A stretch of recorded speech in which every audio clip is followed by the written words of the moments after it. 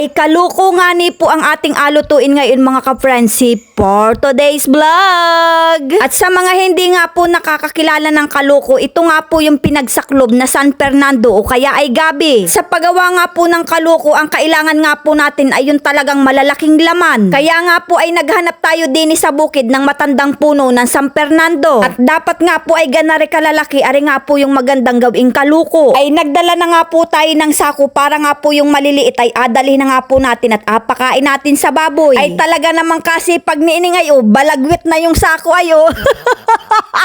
Talaga naman pong nakakasira ng pormahan pagka laging dala-dala ay sako.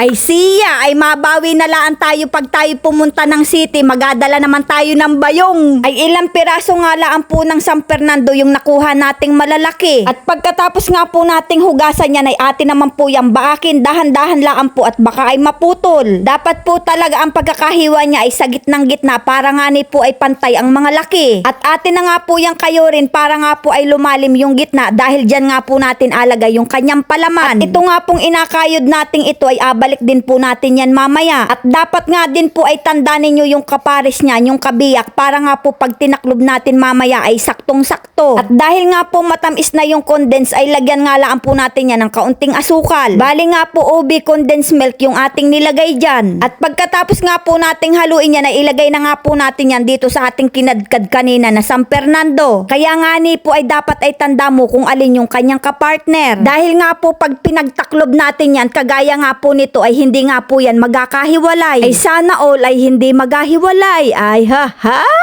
Ay parang sa relasyon laang din po yan. Pagka mali ang ipinartner mo ay nako ay hindi magkakang-ari. At pag mali nga po ang ipinartner natin dyan, panigurado yan nga ni po ay magkahiwalay. Kaya po ay pagkaalam ninyong hindi ninyo kapares ay nako ay wag nang apilitin. At inilagay na nga rin po natin yung natitirang kinayod at saka po ay yung pangalawang gata ng niyog. At ayan nga po, takpan nga po muna natin yan at intayin nga po nating kumulo. At ayan nga po, pagkalipas ng ilang minuto ay kumulo na siya. At atin naman po yang baligtarin. Ay Diyos ko po Rode, maghiwalay na kayo, wag laang aring inaluto natin kaluko. At ang ibuhos naman po natin ay yung unang gata ng niyog. At ilagay na nga rin po natin yung ubi condensed milk na natitira kanina. At tignan naman po ninyo mga ka-Frenzy, yan yung inasabi kong pag nasa tama kayong kapartner nako, kahit kayo bali-baligtarin ng mundo o ng problema, kayo at kayo pa rin ang magkasama. Kagaya niyan, magkadikit pa rin yung ating kaluko. Wala lang, nasabi ko laang dahil nga po sa panahon ngayong ito nako, ang daming nagahiwalay. Pero nga ni po, basta masarap yung ating nilutong kaluko, talaga naman pong nagabagkat ang kanyang sabaw. At ayan nga po, pag siya ay hiniwa ay talaga naman pong napakalambot. At ayan na nga po ang ating kaluko. Kaya naman mga ka-Frenzy, ano pang inaintay natin dyan? Sakmala na!